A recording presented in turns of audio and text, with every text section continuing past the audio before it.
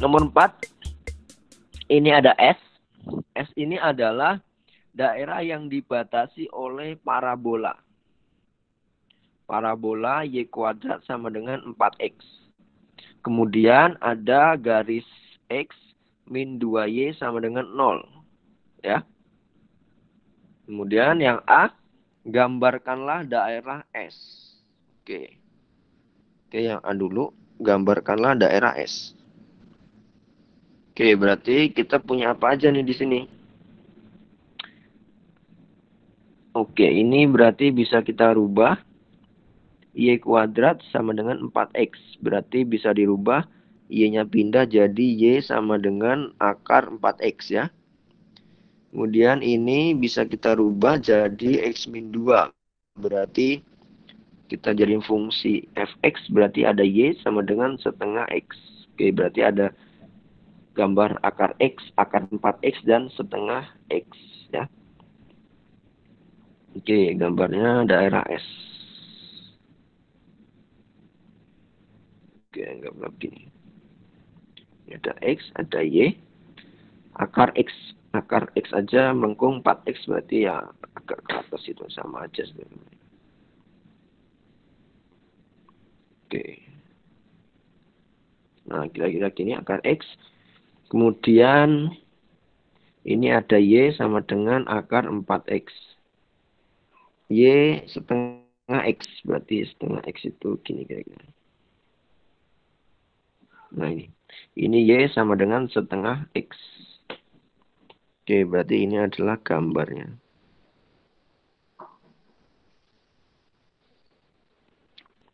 Nah, kemudian yang B. Yang B adalah carilah volume benda. Ini ada yang ada B dan C. Berarti ini lebih bagusnya saya. Berarti ada. Setelah ini berarti harus saya cari dulu nih. Saya cari dulu. Berarti ini butuh batas-batasnya ini. Kita cari batasnya sekalian. Berarti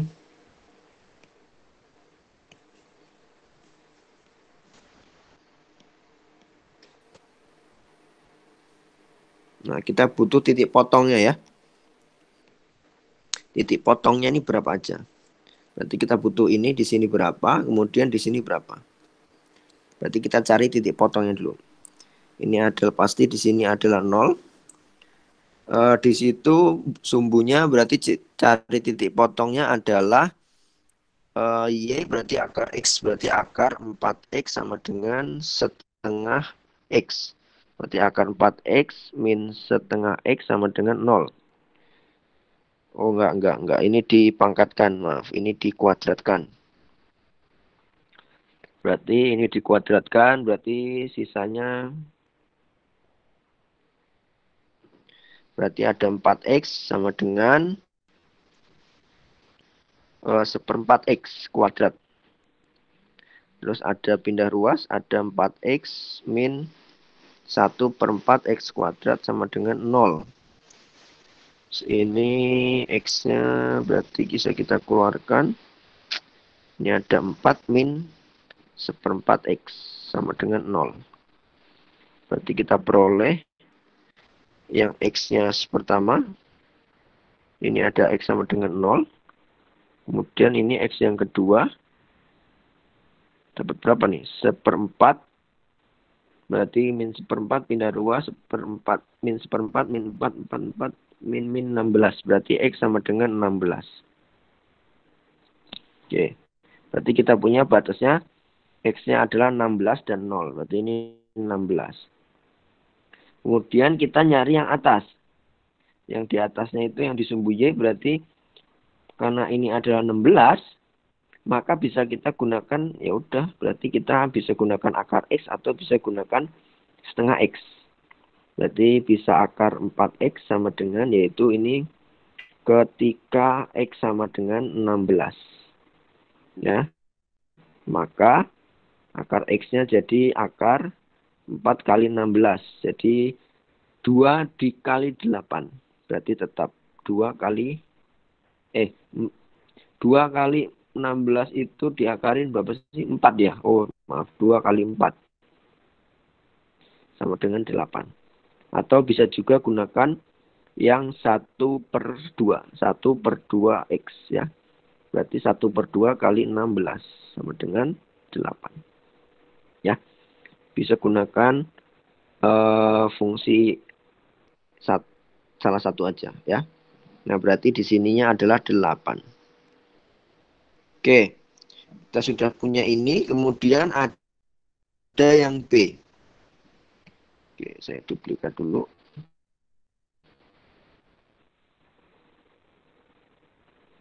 Yang B diminta adalah carilah volume benda pejal bila diputar mengelilingi sumbu X. Ya. Sumbu X metode kulit silinder. Sumbu X berarti diputar di sini ya. 360 derajat. Sumbu X berarti saya anggap kira-kira di sini. Sebentar, saya paskan dulu.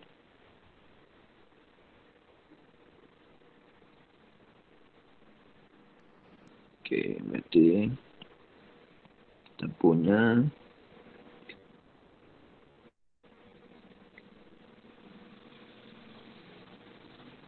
saya kira-kira aja ya.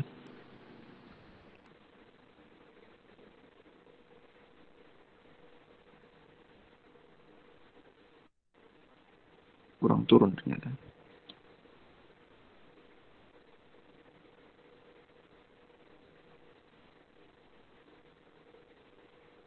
Oke, kira-kira gini ya.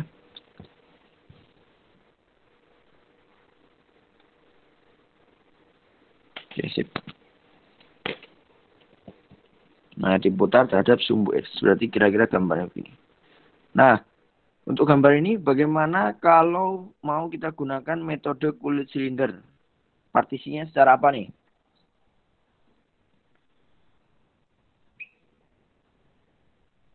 Mendatar. Mendatar?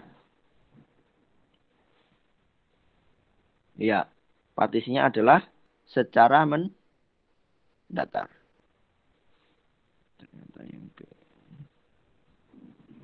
Ya, partisinya secara mendatar ya.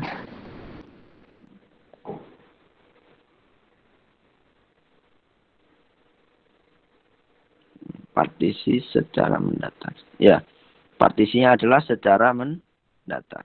Karena kalau kita partisi secara tegak ya, maka dia metode cincin. Ini menjawab soal yang berikutnya, yang C ya. Nah, mendatar. Berarti ini akan ada partisinya, kira-kira saya buat seperti ini.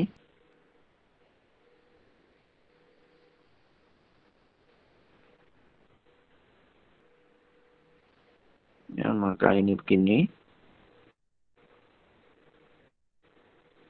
Dan ada gini.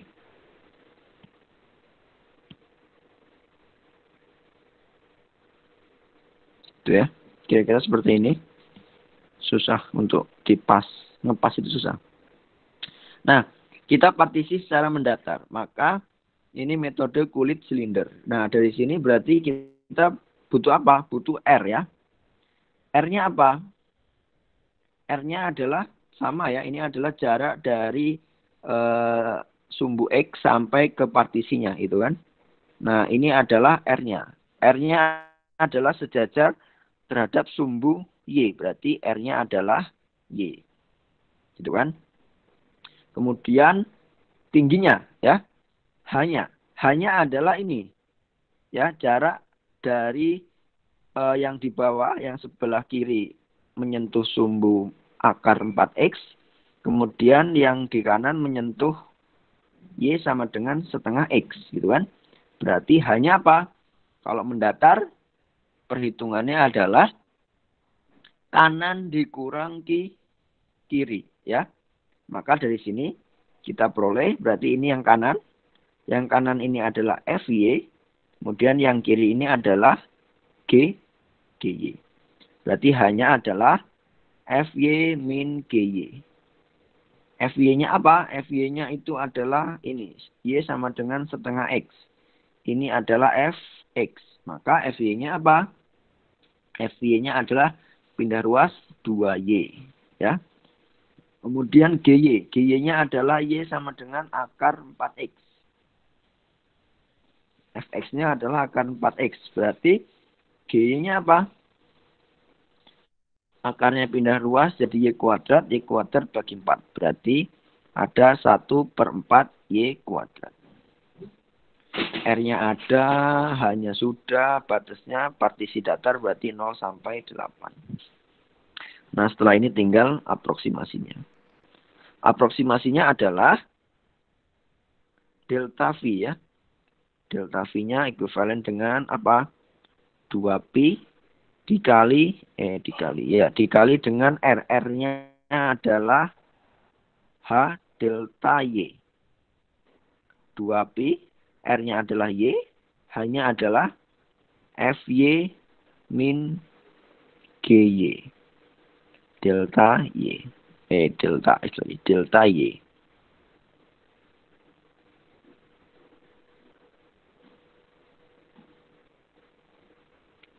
Delta Y.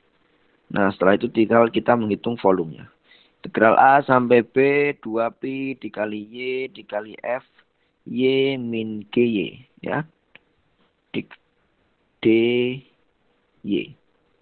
Hasilnya adalah integral, batasnya adalah mendatar 0 sampai 8. Bagi 0 sampai 8, 2pi dikali Y. FY-nya adalah 2Y min. Ada 2Y min 1/4 Y kuadrat. DY ya.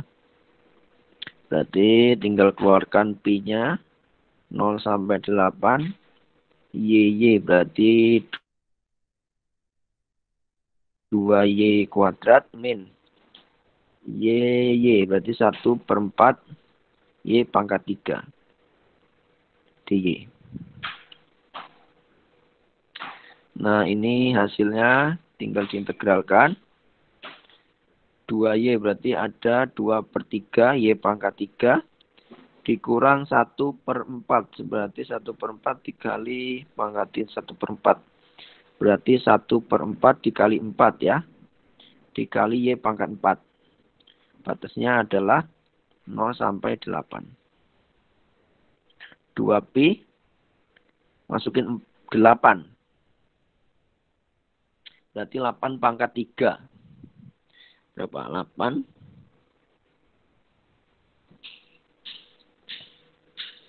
64 kali 8. Berarti 64. 512 ya. 512 dikali 2. Berarti 1024. 1024 per 3.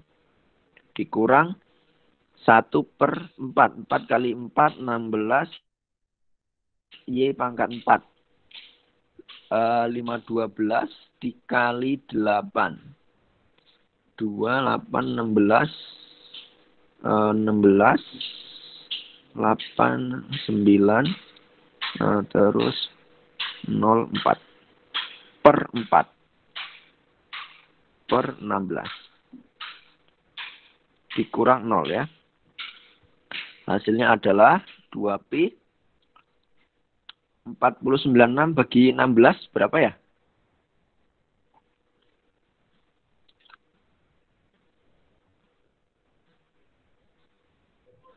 ...256 Pak. Tak tolong berapa? 256. Oke. Ini disederhanakan. Berarti 256 dikali 3. 768 Pak. 768. Oke. 768 dikurangi 1024.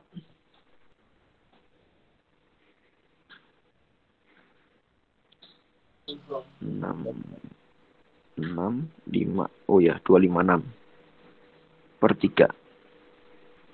Ini tinggal dikalikan. Berarti hasilnya adalah 2pi kali 256. Ya. Berarti ada 512 per 3pi.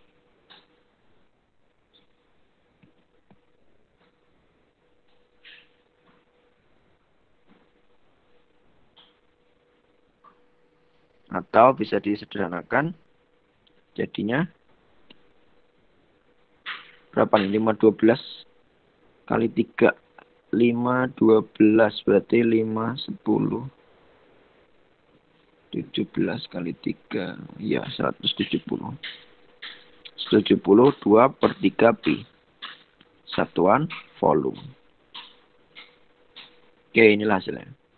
Nah, ini kalau kita partisi secara mendatar.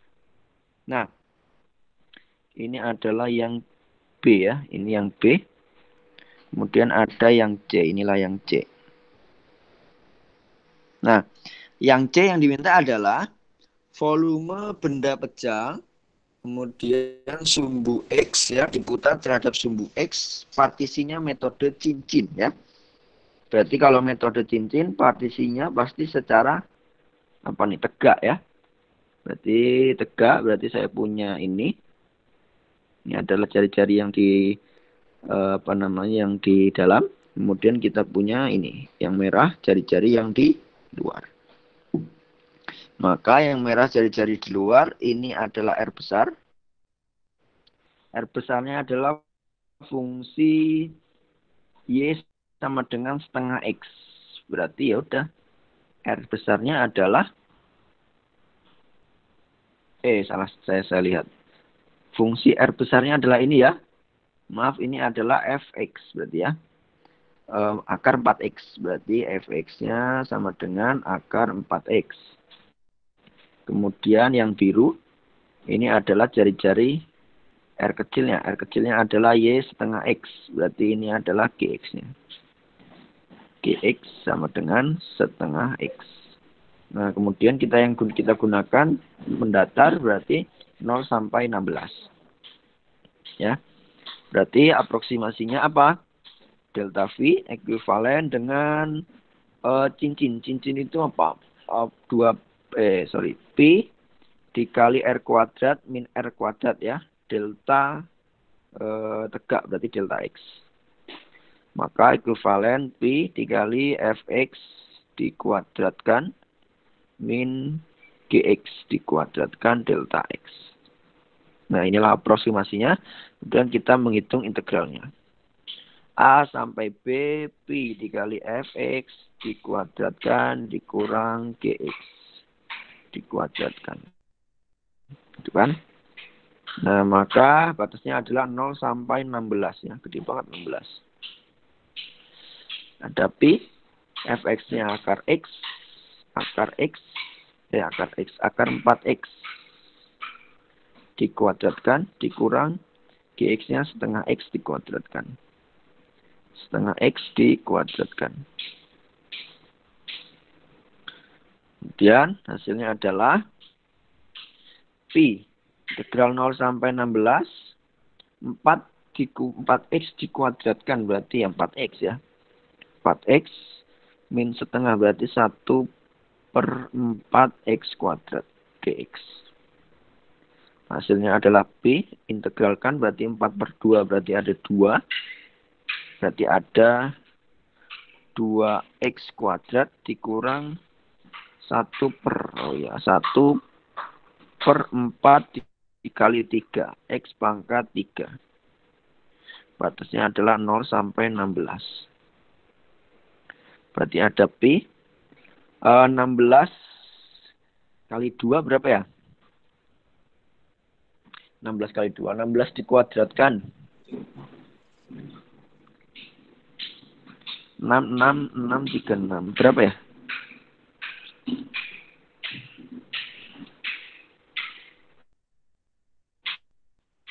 $256, Pak.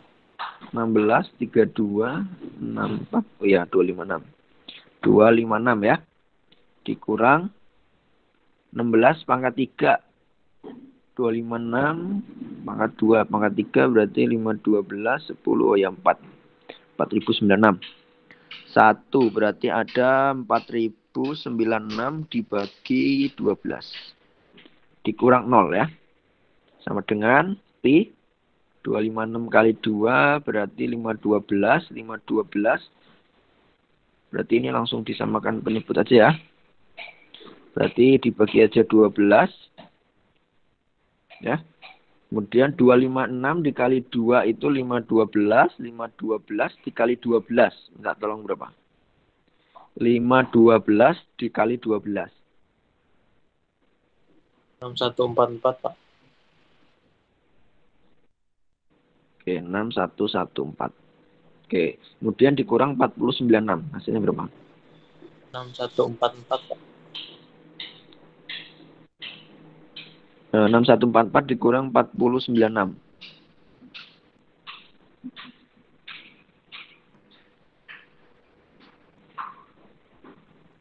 2048, Pak. Berapa? 24. Oke, 2048. 2048 disederhanakan, ini bisa nih dibagi. Bagi 12. Oh, ini sama nih, saya. Berarti ada 3. 248 dibagi 4. 248 downgrade. 512. P atau sama dengan 172/3 P. Satuan volume. Oke, inilah hasilnya. Ya. Nah, kemudian ada yang D. Yang D ini suruh membandingkan hasilnya.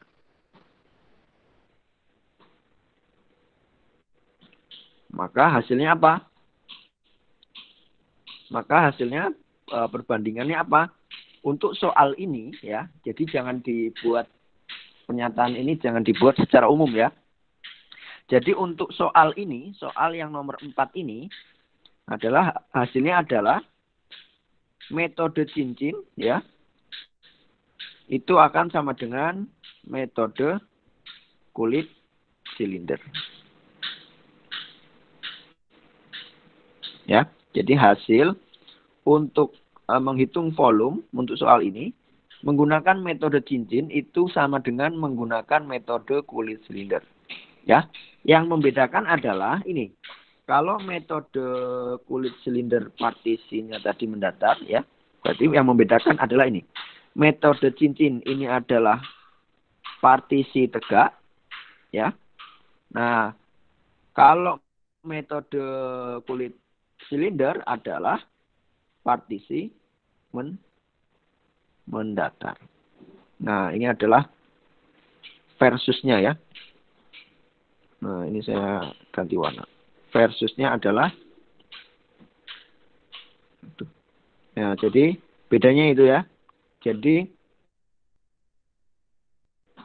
kalau partisinya tegak metode cincin, partisi mendatar metode kulit silinder menghasilkan volume yang sama.